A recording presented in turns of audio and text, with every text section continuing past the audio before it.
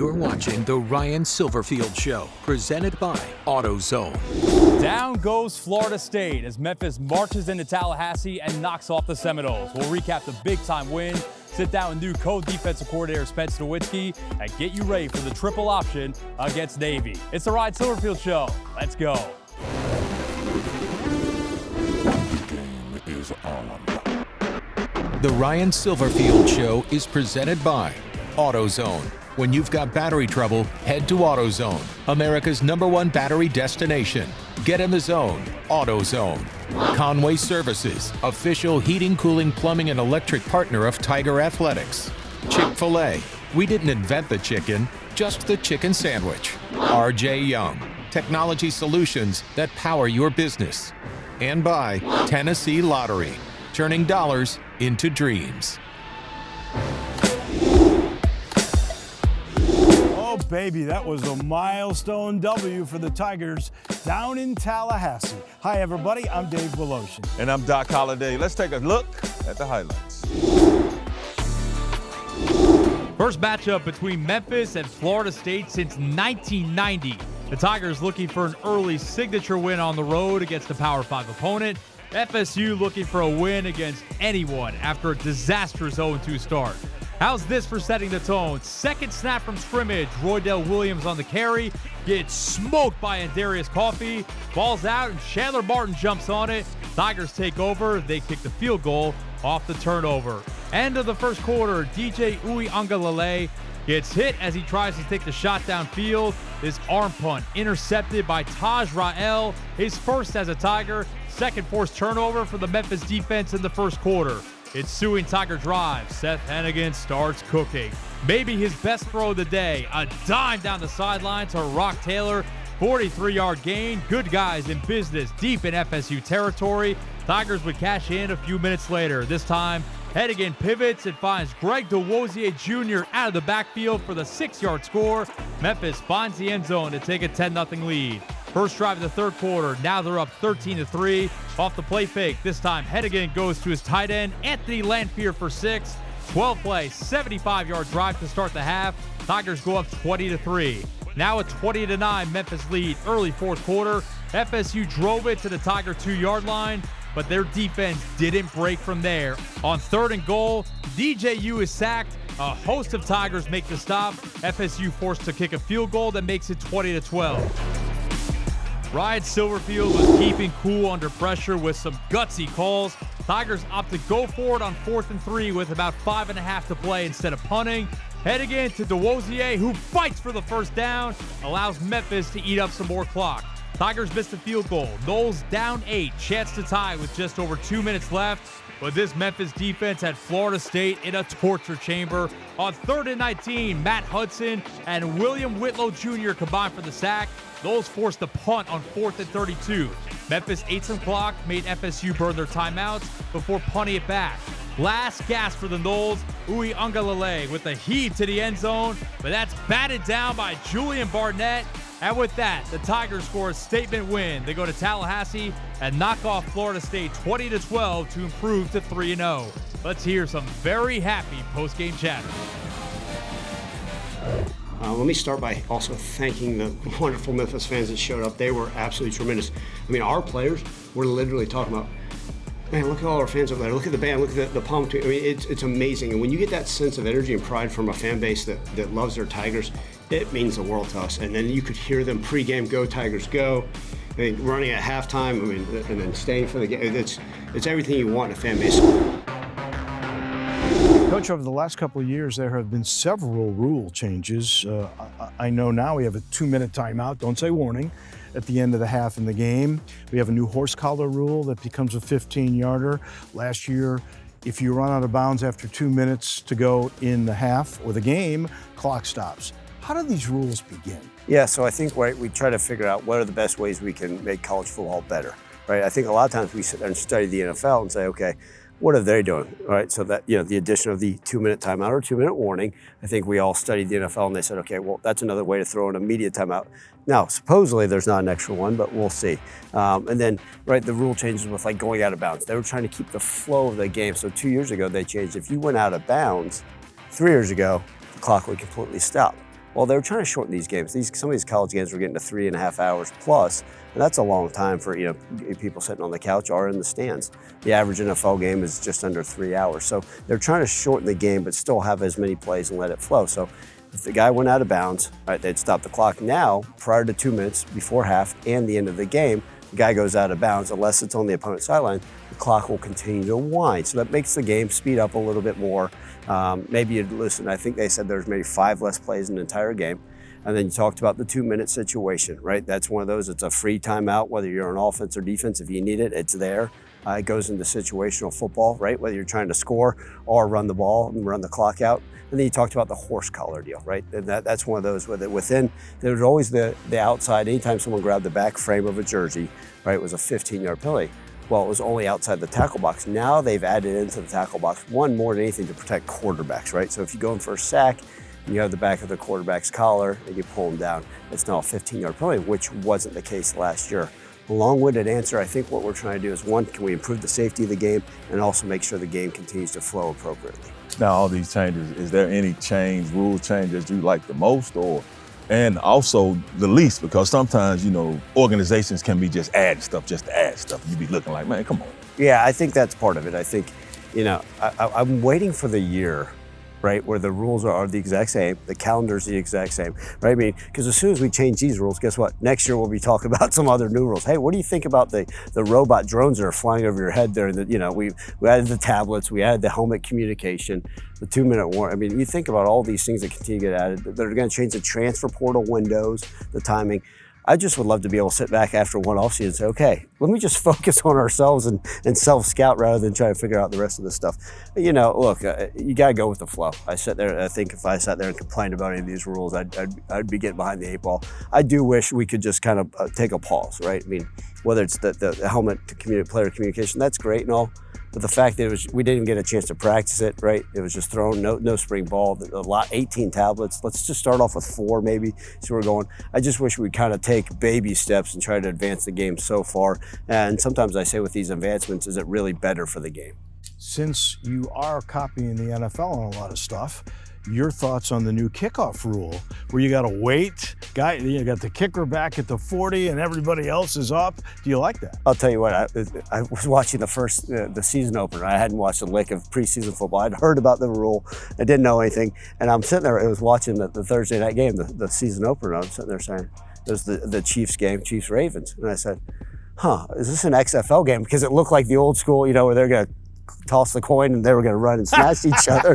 I said, wait a second, that's a new kickoff. And I was just intrigued. I probably missed half the first quarter because I kept rewinding and watching and trying to figure it out. Okay, I'm sure because it's been implemented, if they think it's for player safety, I'm sure we'll be seeing it come down the pipeline in college football soon. Now, with these rule changes, how soon do you all get them? Because it's almost like, listening to you, man, it's almost like you have to take a whole semester courses of rule changes before you even get to the season. Yeah, we've always asked, can the NCAA please provide those maybe in January, February, so you have a full off-season prayer, like a lot of things that gets voted on and pushed upon. And then there's other things that the oversight committee has to pass, right? And then, hey, the rules committee, whether that's with the tablets or helmet communication. But with those common rules, once we know they're passed, one of the things that's been so great is we actually have officials come to talk to us, right? Not only will we Zoom with them, we actually send one of our coaches to the officials committee, their rulings, their meetings in Charlotte for our conference, just so we can be on top of everything, so we can be well prepared. Well, the Tigers have not one, but 2 defensive coordinators this year. We'll introduce you to Spence Nowinsky coming up next. You're watching The Ryan Silverfield Show, presented by AutoZone. Welcome back to The Ryan Silverfield Show. Spence Nowinsky is a Midwest guy through and through with a ton of collegiate experience. Now he lands in the Mid-South, hoping to take the Tigers' defense to the next level.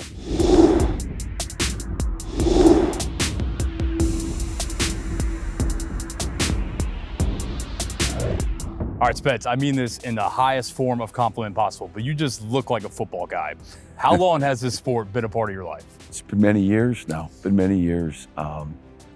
growing up in Wisconsin, northern Wisconsin, it was a part of our life, On Saturdays, it was about the Wisconsin Badgers. On Sundays, it was about the Green Bay Packers. So right away, at an early age, it was ingrained into my DNA and part of a life. Nowinsky grew up just outside Wausau, Wisconsin, and played football at DC Everest High School, where one of his greatest influences gave him the coaching bug.